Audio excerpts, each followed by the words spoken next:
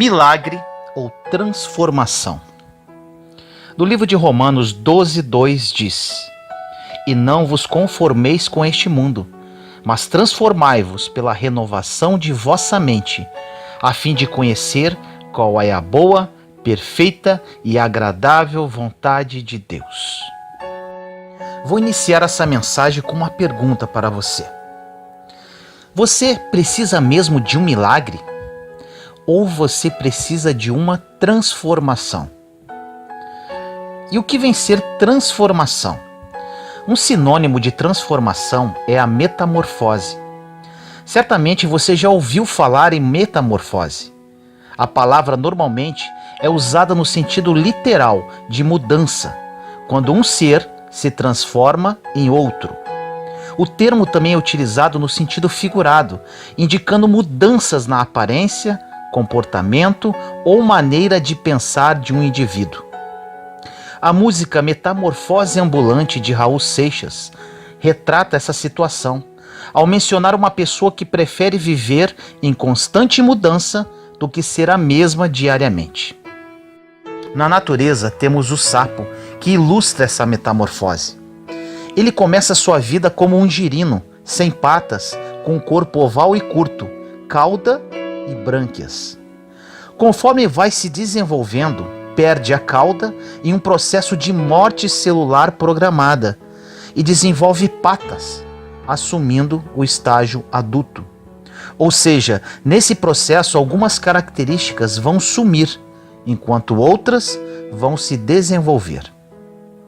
O que acontece com este anfíbio é bem semelhante ao que acontece conosco quando passamos a ser transformados pelo Espírito Santo. Quando nos tornamos novas criaturas em Cristo Jesus, muitas coisas precisam morrer em nossas vidas e outras precisam ser desenvolvidas. É uma transformação que ocorre de dentro para fora.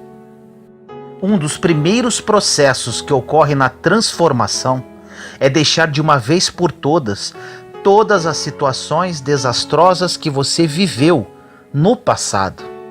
Deixe por lá, é um novo tempo. Você não precisa mais sofrer com isso. Mas você pode questionar: Vinícius, a dor é grande. O que aconteceu foi muito grave, desastroso, estou muito triste e ferido. Eu te garanto, você não precisa mais sofrer, porque a transformação, como disse, é de dentro para fora. O que está preso em você, inclusive as dores, inclusive as decepções, inclusive a vergonha, inclusive o desprazer de perder algo que você tanto zelava, irá sair do seu coração de uma vez por todas. Transformação é muito mais do que arrepios ou ter uma experiência com Deus. Transformação é começar a mudar os seus resultados em todas as áreas da sua vida, a partir da sua decisão de deixar-se ser transformado. Transformar trata-se de mudar conceitos, mudar a forma de pensar, mudar a sua mentalidade. Com a transformação você poderá evoluir, crescer e mudar tudo em sua vida. A transformação começa quando o seu passado é enterrado e o seu futuro começa a ser desenhado. Outro exemplo interessante é a lagarta.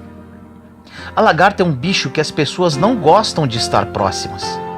A lagarta, mesmo sendo uma criação de Deus, ninguém quer estar perto. Ela não é amada, não é querida, não chama atenção.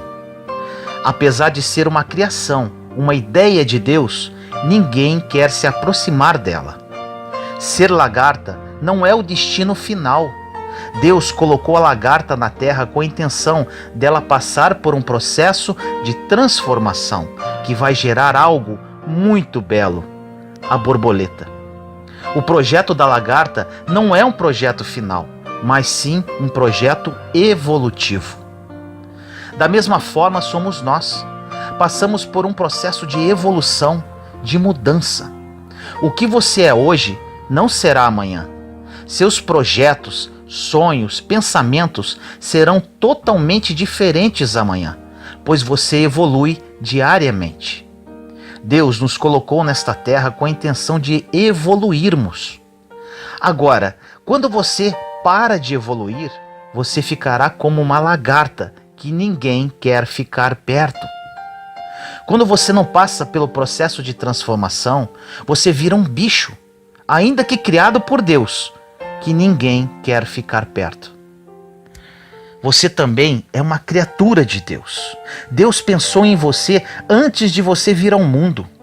Só que Ele está contando que você vai olhar para si mesmo, se identificando num primeiro momento como apenas uma lagarta.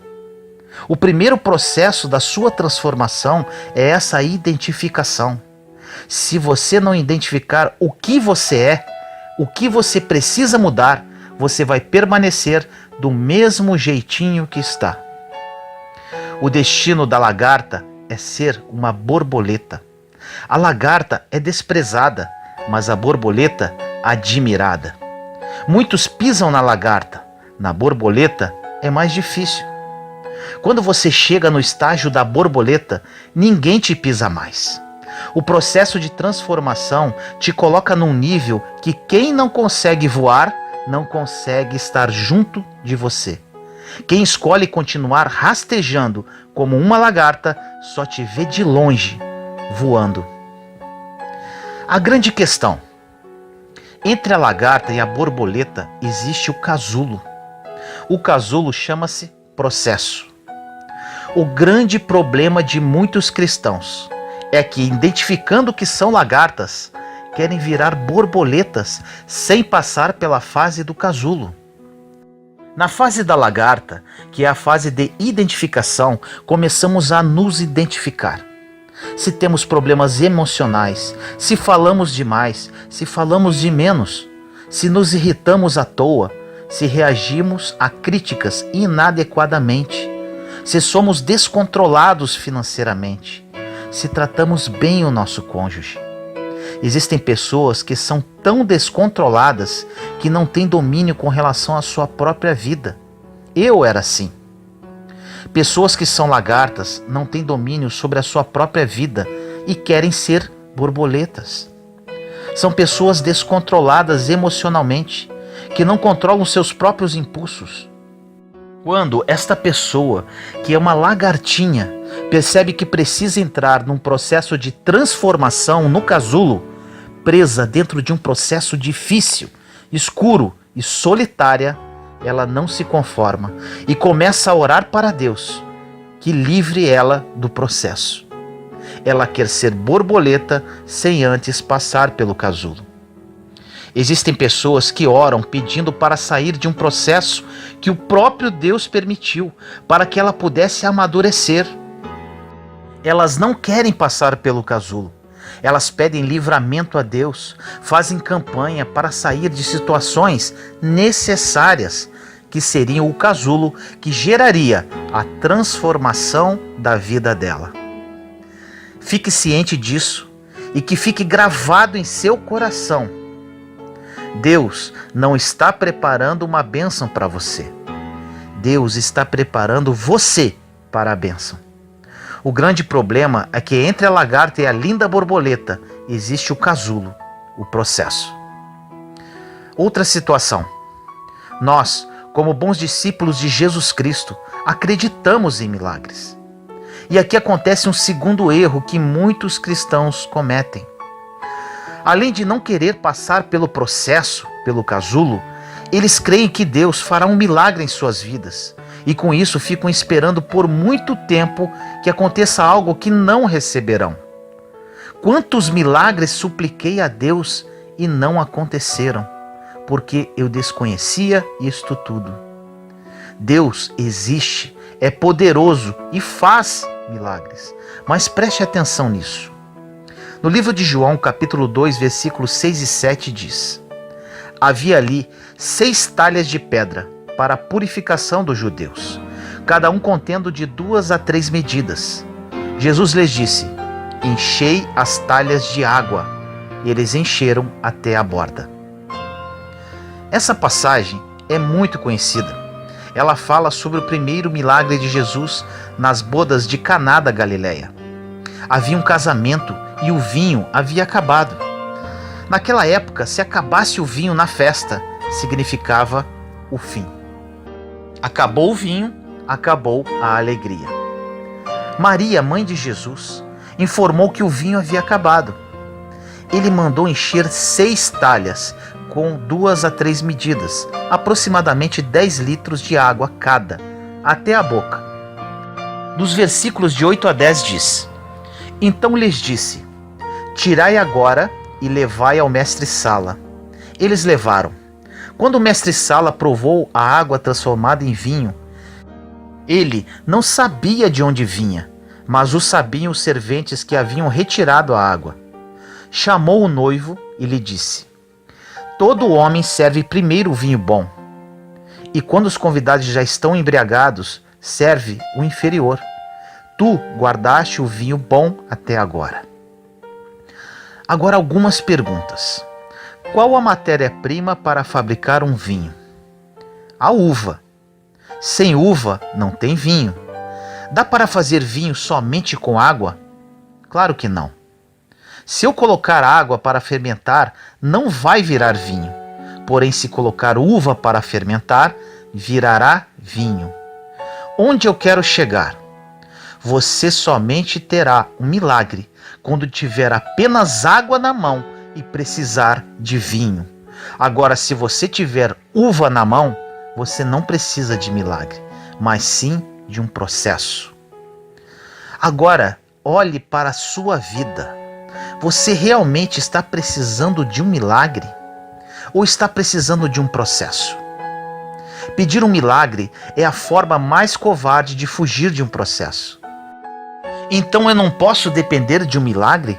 Você pode perguntar. Sim, claro, se você tem água na mão e precisar de vinho, aí o milagre poderá se manifestar. Servimos a um Deus que transforma água em vinho.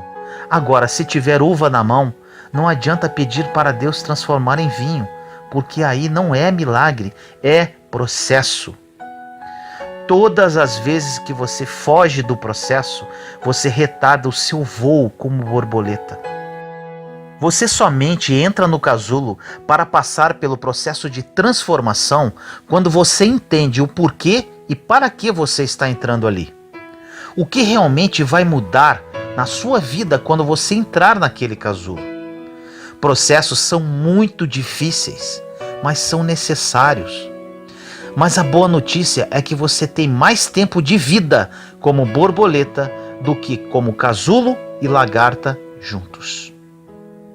José do Egito passou pelo processo de transformação durante 13 anos. É muito tempo, não acha? Porém, ele viveu 110 anos. Ele virou governador do Egito com 30, ou seja, 80 anos governando como borboleta. Focamos tanto no processo que esquecemos dos anos de governo que estão por vir. Não esqueça que o casulo tem tempo para abrir, tempo para acabar, mas o tempo de voo dura quanto tempo Deus quiser. Não se esqueça que o processo tem dia e hora para acabar. O governo que Deus entrega na sua mão depois do processo não tem tempo para acabar. O problema é que ninguém quer passar por isso. Não quer pagar o preço, não quer fazer renúncias, não quer ser moldado e transformado no casulo. Quanto mais cedo você encarar o casulo, mais cedo será transformado. José começou a transformação aos 17 anos e aos 30 anos era o homem mais poderoso da terra. Mas para ele chegar a esse nível, ele precisou passar por um processo de casulo bem complicado e difícil. Foi jogado numa cova e vendido como escravo pelos irmãos. Foi preso injustamente, foi humilhado e desprezado. Agora eu te pergunto, será que valeu a pena? Quando vemos o milagre de transformação de água em vinho, nos alegramos. Falamos, eu sirvo a um Deus poderoso que transforma água em vinho. Cometemos o erro de observar apenas os milagres da Bíblia e não os processos que os profetas passaram. E com isso nos iludimos que a vida é feita de milagres. Jesus fez muitos milagres durante 3 anos, mas passou por 30 anos num processo de transformação. Creia em milagres, eles existem, mas tenha ciência que o milagre não é a regra, mas sim exceção. O milagre entra quando o processo não funciona mais. Existem pessoas esperando o milagre, mas ele não virá, porque Deus, na verdade, quer que elas entrem no processo.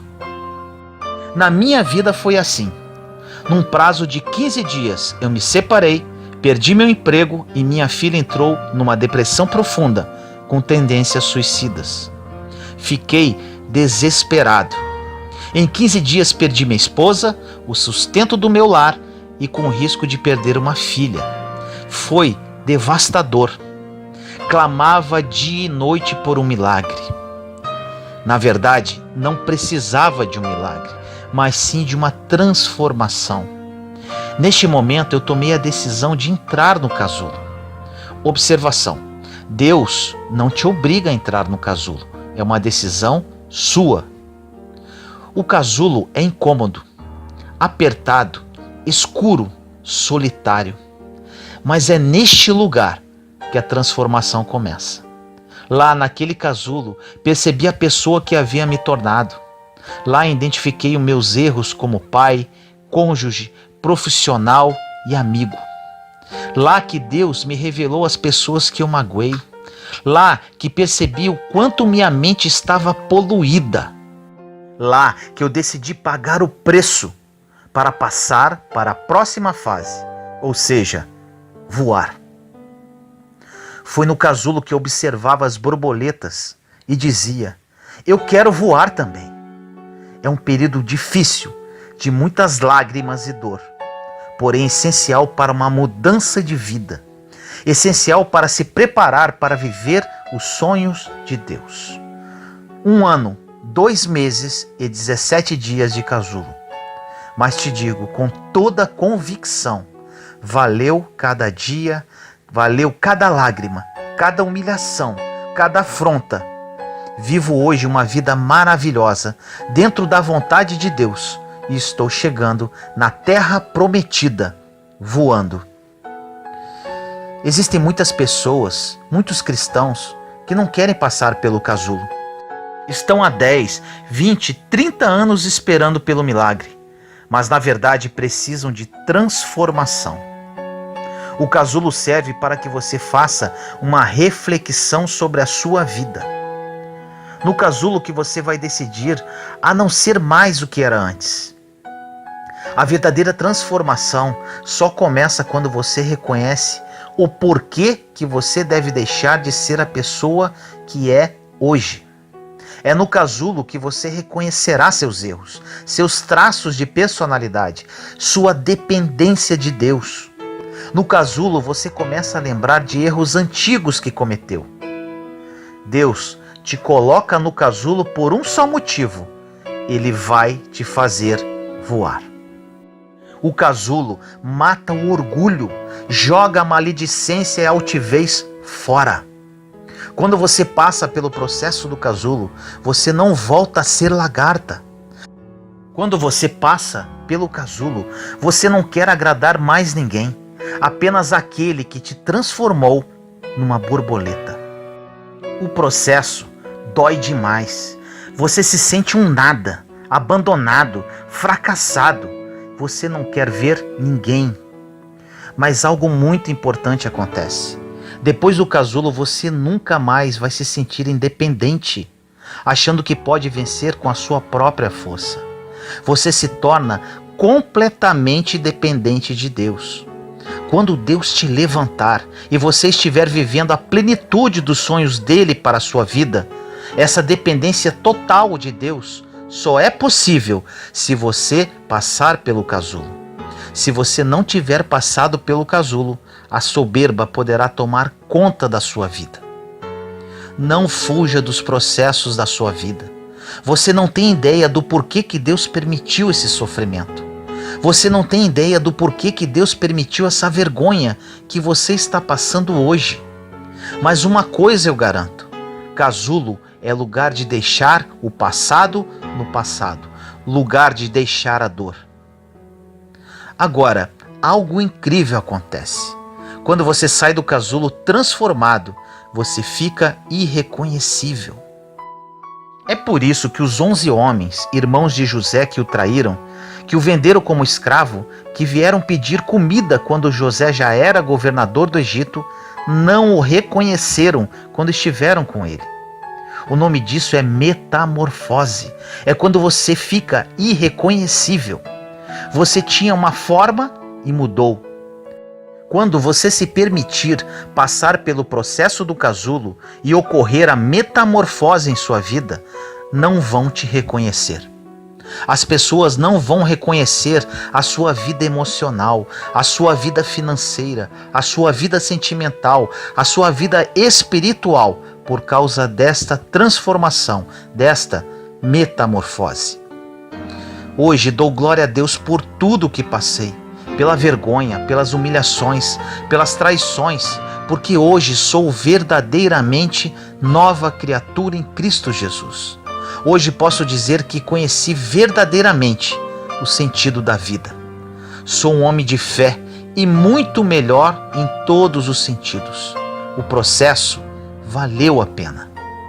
Hoje consigo me conectar com pessoas que estão no casulo, de pessoas que passam por sofrimentos iguais ou piores do que passei, e posso falar para elas com autoridade: não pare, continue, persevere. Vai ser difícil, vai doer, mas valerá muito a pena. Hoje tenho o privilégio de ajudar muitas pessoas a aprenderem a desfrutar do deserto, a aprenderem a não olhar para as circunstâncias, a encontrar o amor de Deus plenamente e a viverem os planos de Deus para as suas vidas. Aprendemos nesse processo a não julgar as pessoas, apenas ajudar. Aprendemos a ter misericórdia e compaixão. É incrível. Você começa a praticar os mandamentos de Jesus. Tem uma passagem que Jesus diz: se alguém ouve minhas palavras, mas não obedece, eu não julgo, porque eu não vim para julgar o mundo, eu vim para salvá-lo.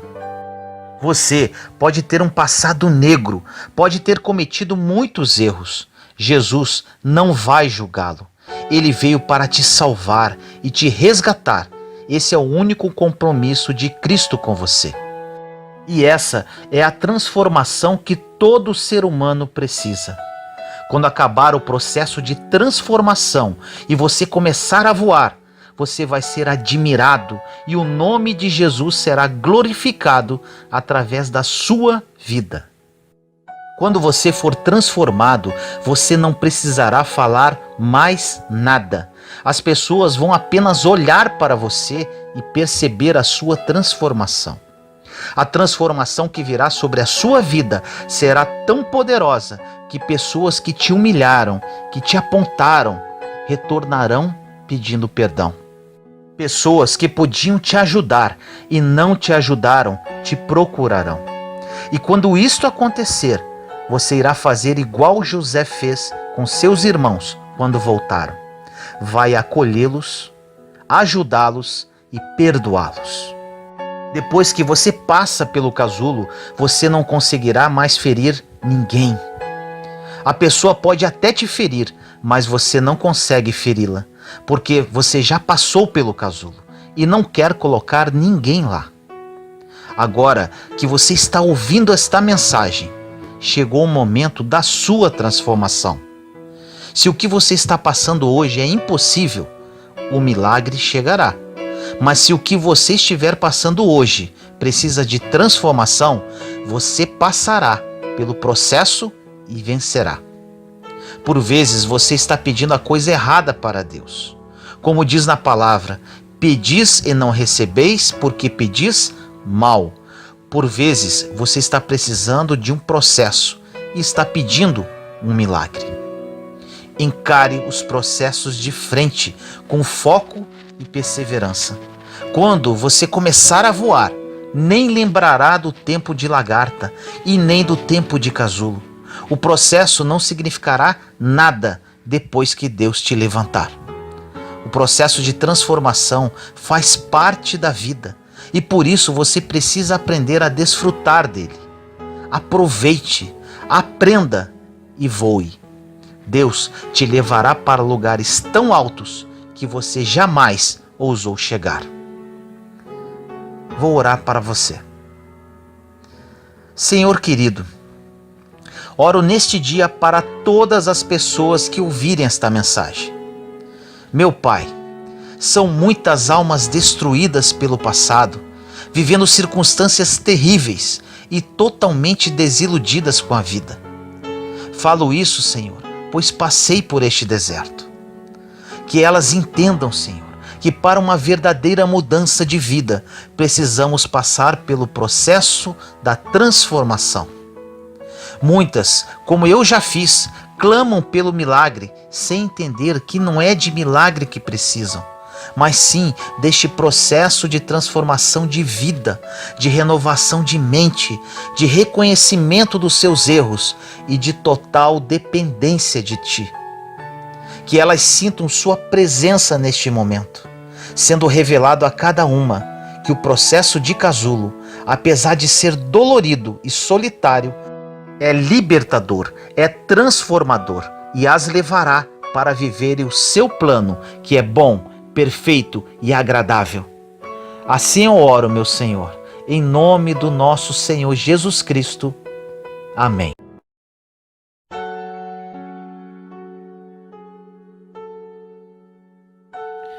Joelhos calejados. Nesta mensagem nós vamos falar sobre uma grande arma espiritual que temos à nossa disposição, porém por muitas vezes não sabemos usá-la devidamente: a oração. No livro de Salmos 107, de 28 a 30 diz: Na sua aflição clamaram ao Senhor em oração, e Ele os tirou da tribulação em que se encontravam. Reduziu a tempestade a uma brisa e serenou as ondas. As ondas sossegaram, eles se alegraram, e Deus os guiou ao porto almejado. Algumas perguntas. O que não pode ser vencido em oração? Responda. O que não pode ser feito pela mão do Todo-Poderoso? Responda. O que pode ser feito pelos braços fracos? Responda. Nosso Deus pode derrubar a cortina de ferro em um dia. Ele pode converter uma nação em uma hora. Todo o oceano cabe na palma de sua mão. Ele é o Eu Sou. Então, clame por Ele, creia nele. O maior exemplo de um homem de oração foi o nosso Senhor e Salvador. Jesus foi um homem de oração. Você vai entender a importância da oração na vida de Jesus, o que nos faz concluir que, se a oração era tão importante para o Filho encarnado do Deus vivo, então quanto mais importante deve ser a oração para nós? O quanto mais devemos depender da oração? Jesus viveu uma vida de oração. Essa é a primeira coisa que você tem que entender hoje e priorizar em sua vida. No livro de Lucas, capítulo 5, versículo 16 diz: Mas Jesus retirava-se para lugares solitários e orava.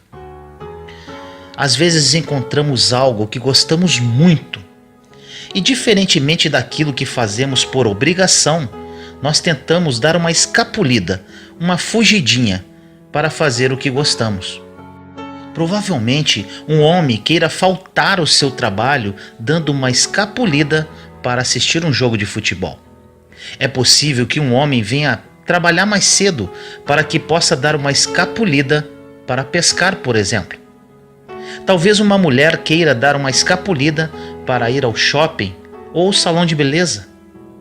Eles, na verdade, dão uma escapulida para fazer as coisas que eles mais gostam.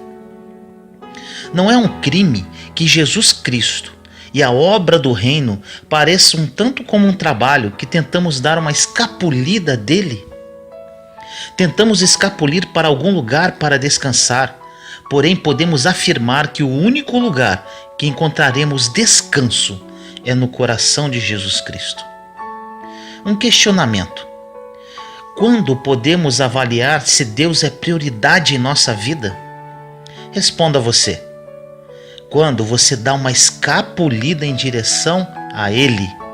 Quando você diz: tem tantas coisas para eu fazer, tanto trabalho que eu não quero fazer.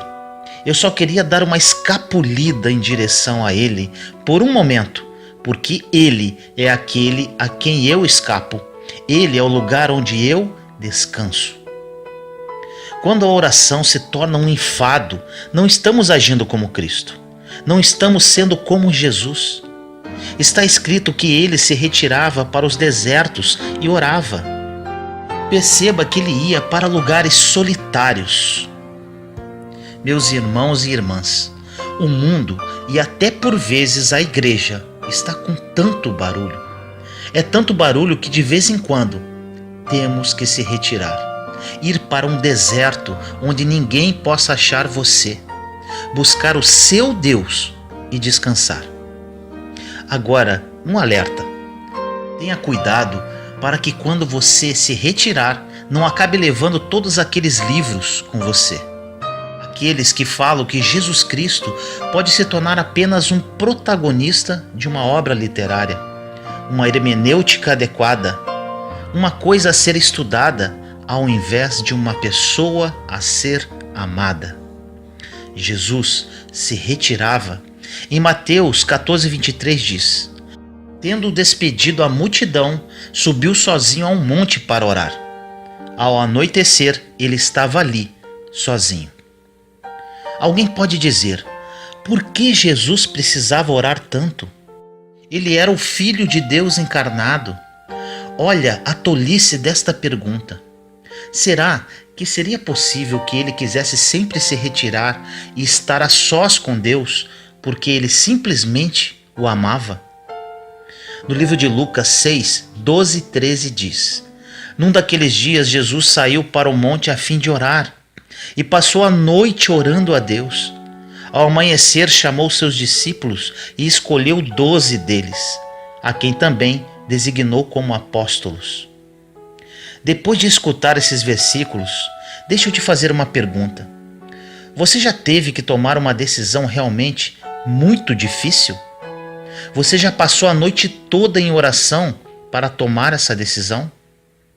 Não é maravilhoso que o Cristo se retirou e passou a noite toda em oração para discernir a voz do Pai, para escolher os homens que tinham que ser escolhidos? No livro de Mateus 26, 36 diz: então Jesus foi com seus discípulos para um lugar chamado Getsêmani e disse-lhes: sentem-se aqui enquanto eu vou ali orar. Olha o que ele disse: sentem-se aqui enquanto eu vou ali orar. Quem poderia esquecer o Getsêmani? Quem poderia esquecer a guerra que foi travada naquele lugar? Meu irmão e minha irmã, quando ele se colocou de pé, a batalha havia acabado. A guerra foi travada lá em oração, sozinho com o Pai. Com quantas coisas temos que lutar? Quantos filisteus temos que suportar? Eles permanecem na terra e são como espinhos para nós. Por quê? Porque nós não enfrentamos o problema de frente.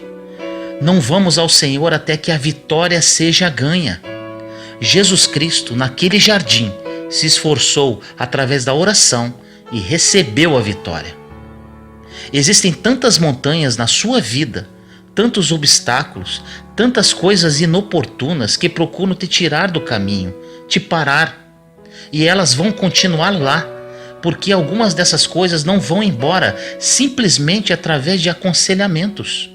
Elas vão embora quando você cai com sua face diante de Deus, até que Ele te livre. Jesus foi um homem de oração. Ele mostrou isso em cada aspecto da sua vida.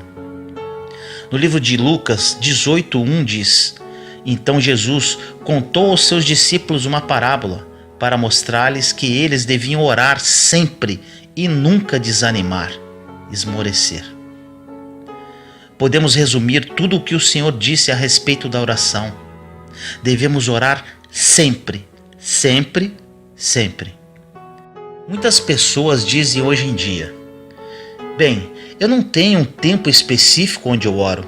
Através do meu dia, eu pratico a presença de Deus, eu estou na presença de Deus. Deus está comigo. Eu não tenho de fato esse lugar secreto onde eu vá e ore. Deixa eu falar sobre isso. Não há nenhuma forma que você aprenda a praticar a presença de Deus, estar na presença dele, se você não gasta muito tempo em oração secreta. O poder de praticar, de estar na presença de Deus, o poder de viver uma vida de oração, de sempre estar falando com o Pai, isso provém de um tempo secreto com o Senhor. Tempo com o Senhor em oração, orando sempre, sem nunca esmorecer. Começar uma oração não é problema. Você já começou tantas petições diante do trono? A pergunta é: você lutou por elas? Você perseverou para conseguir obter? Você continuou lutando? Existem petições em seu coração, na sua mente, em pedaços de papel, que provavelmente estão lá por 15 a 20 anos.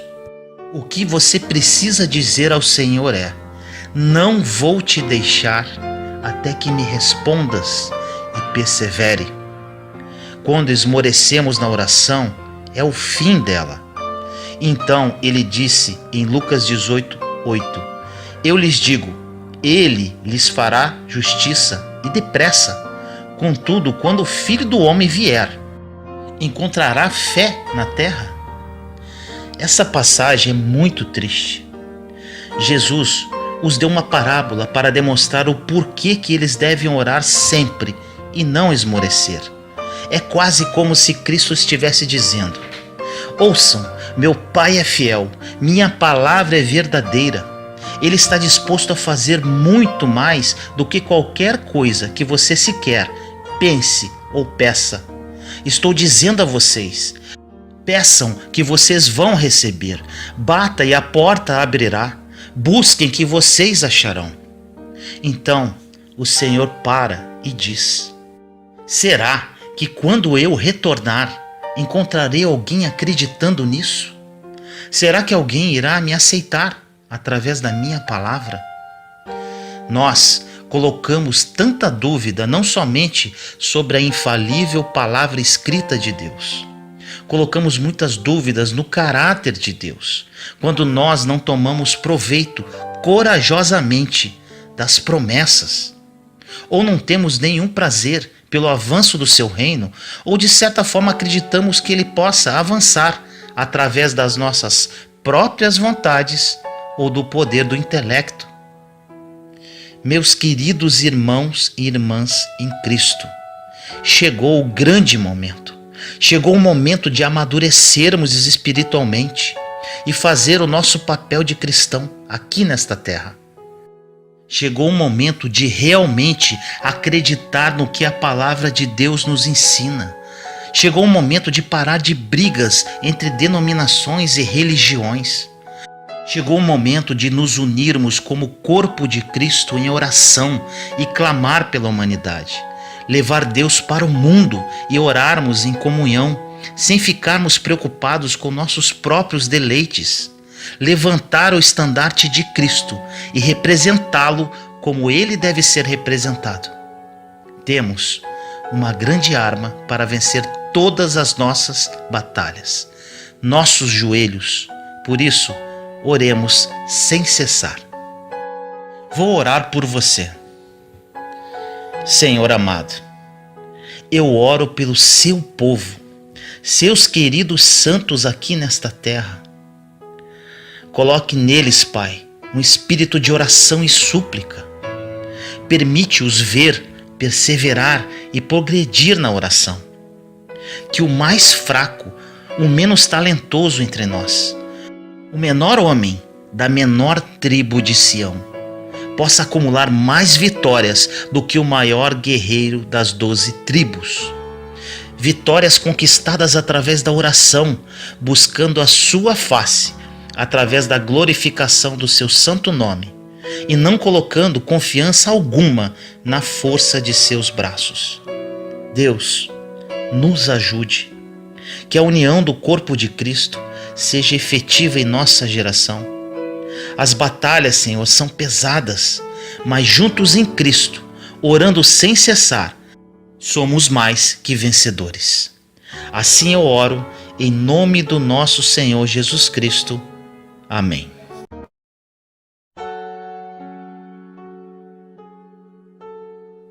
Quem é você?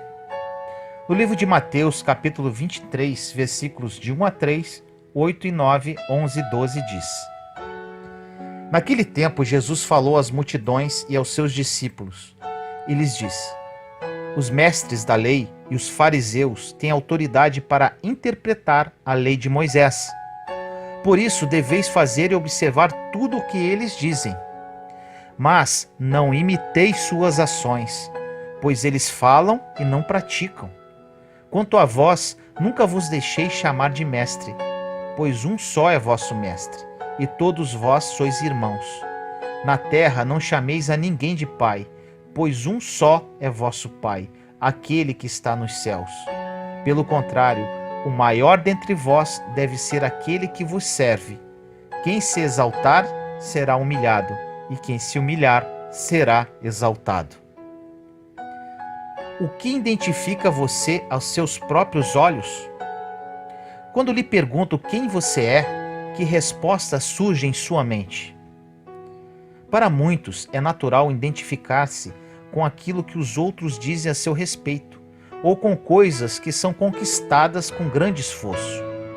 Uns são doutores, outros são mestres, outros são chefes.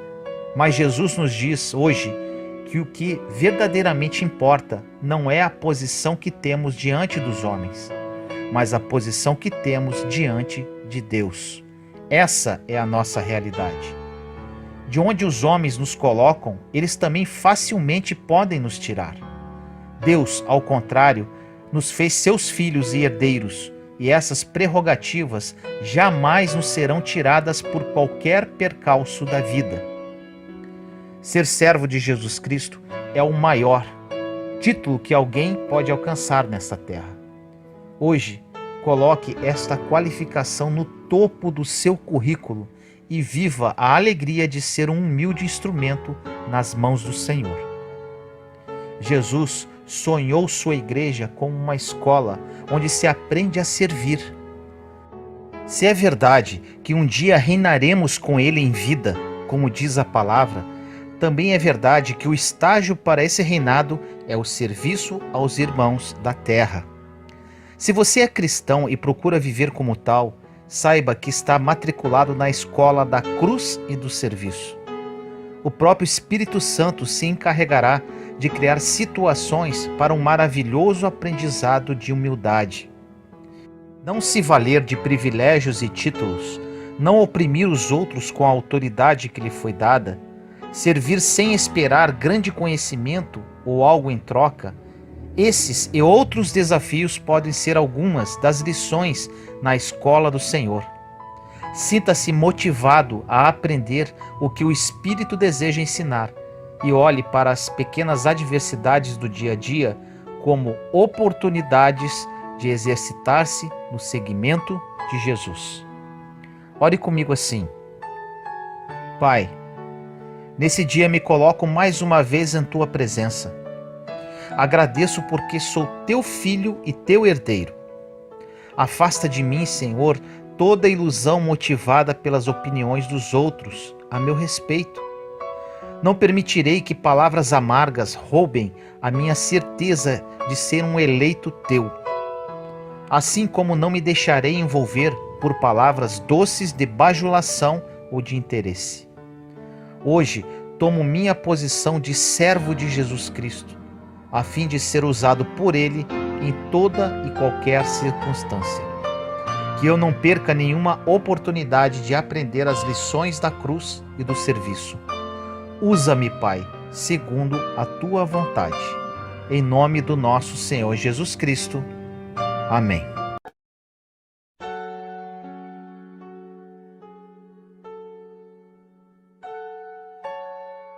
A sua reação nos dias difíceis determinarão o seu futuro. No livro de Ruth, capítulo 1, versículos 16 e 17 diz: Ruth, porém, respondeu: Não insista comigo que te deixe e que não mais te acompanhe. Aonde fores, irei. Onde ficares, ficarei. O teu povo será o meu povo e o teu Deus será o meu Deus. Onde morreres, morrerei e ali serei sepultada. Que o Senhor me castigue com todo rigor, se outra coisa que não a morte me separar de ti. Não sei como está a sua vida hoje, mas te afirmo com toda certeza que as suas escolhas nos dias terríveis determinam o seu destino. São nos dias difíceis, de morte, de humilhação, de afronta, que suas decisões determinarão o seu futuro. Normalmente, nesses momentos, precisamos tomar decisões sérias que poderão nos levar ao sucesso ou ao fracasso. As pessoas não comentam sobre as suas vitórias, mas comentam sobre esses dias difíceis da sua vida. E elas querem saber como você reagiu em um dia mau. Você já pensou sobre isso? Como você reage quando algo de ruim acontece? Quando a amizade com certa pessoa acaba, você manda indiretas pelo Facebook? Ou se ajoelha para orar por esta pessoa? E quando o dinheiro acaba, qual a sua postura? Quando alguém fala mal de você, qual a sua atitude? Quando você tem um desentendimento com o seu chefe, o que você faz? Presta atenção nisso. As pessoas ao seu redor não irão divulgar as suas derrotas ou as suas dores, mas sim como você reage a elas. A forma como você reage aos dias maus ecoa e determinará muitas coisas na sua caminhada. Isso poderá determinar até quem vai ser o seu parceiro na vida, seja amorosa ou até mesmo em negócios. Muitas, mas muitas pessoas estão perdendo diversas oportunidades na vida somente pelo histórico que criaram nos dias difíceis, pela fama que criaram mesmo quando tudo deu errado. Existem pessoas que ficaram conhecidas como homens e mulheres de oração, porque nos piores dias estavam trancados, orando, chorando aos pés do Senhor. Sofreram, mas tiveram fé para prosseguirem. Outras pessoas ficaram conhecidas como fracassados, porque nos piores dias fugiram da realidade, se drogando, bebendo ou fazendo outra coisa. A forma como você reage ao dia mau será a forma como as pessoas vão ouvir falar de você. E se você carrega a graça de Deus dentro de si, você será uma referência, uma autoridade. Você estará em evidência e ocupará o topo da lista sem mostrar currículo. Não sei se você já ouviu o meu testemunho. Caso não tenha ouvido, o link está na descrição deste vídeo. Resumidamente, em 10 dias eu perdi meu emprego com um salário de 10 salários mínimos.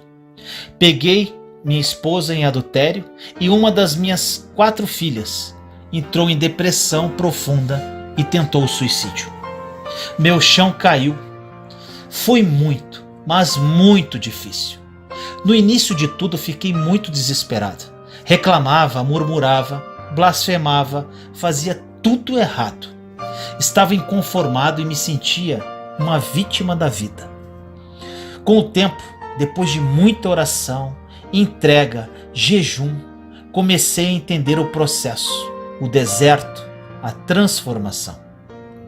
Por pior que fosse a situação que estava vivendo, olhava pela fé que aquele quadro iria virar, iria passar.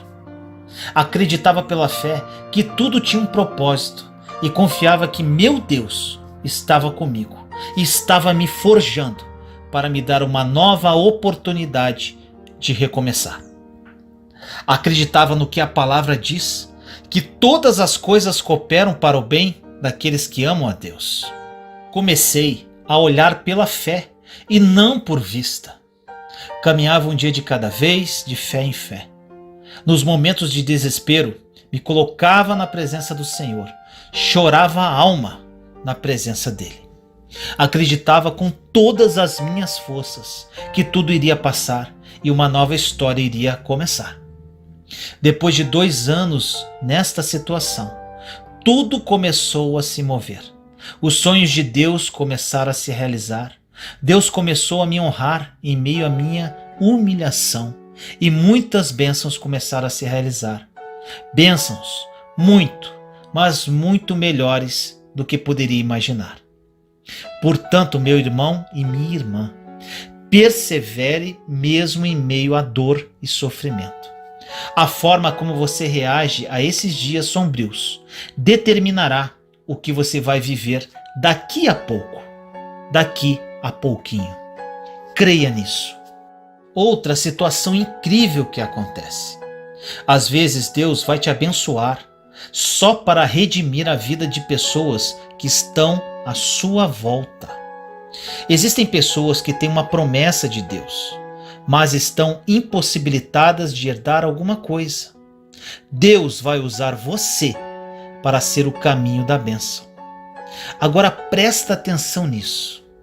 Para que você seja um veículo de graça na vida de outras pessoas, Ele primeiramente vai fazer em sua vida. Para Ele usar você, Ele vai ter que dar o melhor na sua vida sentimental, emocional e financeira. Ele vai te colocar para governar.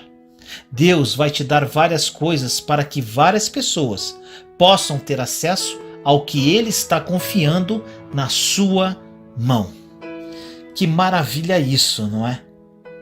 Agora, quem reage de maneira negativa e controversa no dia difícil, fica no anonimato. Fica ali como se não existisse. O dia mau é um presente de Deus para a sua vida, para escrever você em uma história que você nunca imaginou entrar.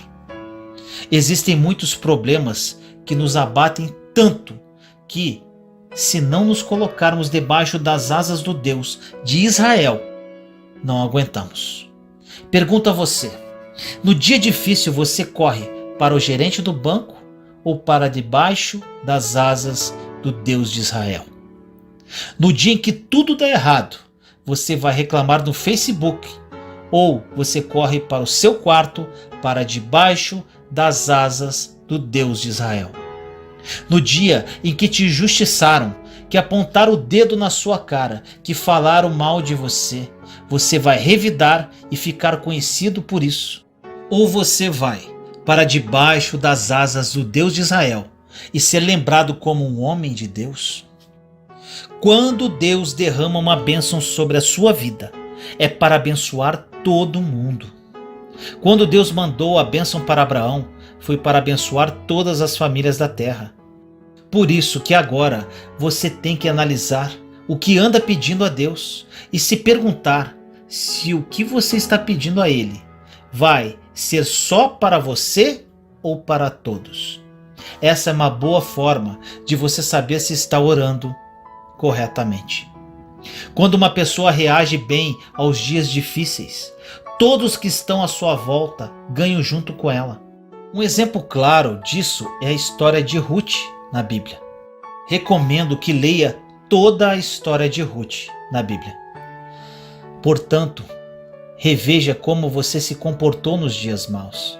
É importante lembrar que nós conhecemos a história de Davi como um grande rei, mas nunca se esqueça que a sua história não começou em você. Começou em gerações passadas que tomaram decisões que fizeram você começar de um ponto. No livro de Ruth, capítulo 4, 18 a 22 diz: Pérez gerou a Esrom, Esrom gerou a Rão, e Rão gerou a Aminadab, e Aminadab gerou a Naasson, Naasson gerou a Salmão, e Salmão gerou a Boaz, e Boaz gerou a Obed, e Obed gerou a Jessé, e Jessé gerou a Davi. Observação: Boaz é o segundo marido de Ruth. Obed é avô de Davi. Jessé é pai de Davi. Ruth era uma mulher que catava coisas no chão. Era viúva, que por um tempo foi muito humilhada, mas ela era bisavó do rei de Israel. Ela só não sabia disso. Provavelmente Davi, no alto da sua glória, não levou em consideração que a sua bisavó pagou um preço de fidelidade para que naquela época ele pudesse estar no trono. E se você não herdou alguma coisa da sua família, considerada boa espiritualmente por Deus, quer dizer que você é uma Ruth, que começou sozinha e que vai dar essa herança para o resto das suas gerações. Nada começa do nada. É preciso ser uma Ruth. Quando não vem dos seus pais, começa por você mesmo. O importante é que os seus filhos, netos, bisnetos vão começar de um ponto bem diferente de quando você começou. Só porque você foi fiel em um dia mau. Só porque ao invés de correr para um homem, você correu para as asas do rei de Israel. O importante é que as suas gerações serão mudadas pelo que sai de você, sejam elas boas ou ruins. Você pode ter vindo do pior passado, assim como Ruth veio, mas para quem se coloca debaixo das asas do Deus de Israel, o fim é bem melhor do que o começo, não importando o passado. Não esqueça jamais disso. A forma como você reage aos dias maus determinarão o seu futuro. Ore comigo assim: Senhor amado, nos colocamos em sua santa presença neste momento, eu, meus irmãos e irmãs em Cristo Jesus. Pai, que esta mensagem toque no coração das pessoas que a ouvirem. Passei por um pesado deserto, Senhor, e sei que muitas pessoas que ouvem esta mensagem estão passando por situações semelhantes ou até piores do que eu passei. Que elas entendam, Pai, através desta mensagem, que a nossa postura nos dias maus determinarão o nosso futuro. Que as pessoas que estão agindo erradamente recomecem hoje, reajam de forma diferente a partir de agora. Que reajam aos dias maus como verdadeiros filhos e filhas teus, com fé, perseverança e com a certeza do seu agir em suas circunstâncias. Confiamos no seu agir e nos comprometemos a mudar a nossa postura a partir de hoje, Pai. Assim nós oramos em nome do nosso Senhor Jesus Cristo. Amém. Perdoar de coração.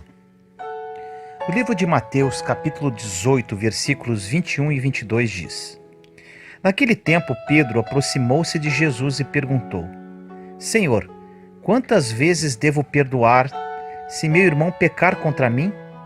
Até 7 vezes? Jesus respondeu: Não te digo até 7 vezes, mas até 70 vezes 7. A ordem de Jesus a seus discípulos hoje é perdoar de coração. Isso quer dizer que o perdão não é uma operação que acontece na mente. Não é arranjar desculpas para quem errou, tentando entender uma possível razão. Perdoar é algo que se faz no íntimo, quando abrimos mão de julgar e clamar pela condenação daquele que pecou e cometeu uma injustiça. Nem sempre há desculpas que justifiquem um erro. Às vezes a ofensa a perdoar é cruel e descabida. E ainda assim, o Senhor espera que ofereçamos uma resposta de misericórdia, que pague o mal com o bem, a maldição com a bênção. Quantas vezes for necessário para que teu irmão não permaneça prisioneiro em teu coração? Poderia ter respondido o Senhor. Não oferecemos nosso perdão a quem merece, mas a quem precisa dele no momento em que é necessário. O presente mais bonito que um coração repleto do amor de Deus pode oferecer é o perdão incondicional e generoso, aprendido com Jesus na cruz. O livro de Mateus, capítulo 5, versículos 23 e 24 diz: Portanto, quando tu estiveres levando a tua oferta para o altar, e ali te lembrares de que teu irmão tem alguma coisa contra ti, deixa a tua oferta ali diante do altar e vai primeiro reconciliar-te com teu irmão. Só então vai apresentar a tua oferta. Jesus não poderia fazer um desafio mais exigente: a reconciliação com os que possam ter algo contra nós. Quando pensamos em perdão e reconciliação, é comum nos colocarmos na posição do perdoador, aquele que foi ferido e deve exercitar misericórdia. Esquecemos, no entanto, que muitos podem ser aqueles que andam feridos nas estradas da vida por causa de nossas palavras e atitudes. Por isso, Jesus nos diz hoje: se te lembrares que teu irmão tem alguma coisa contra ti. A ofensa é facilmente esquecida por quem a comete, no impulso de ira ou numa hora de descontrole. Mas é difícil esquecê-la quando se é o ofendido.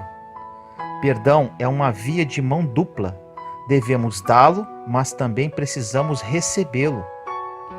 Com esse grande desafio, o Mestre nos ensina de uma só vez 2 lições que quebram o orgulho em nosso coração.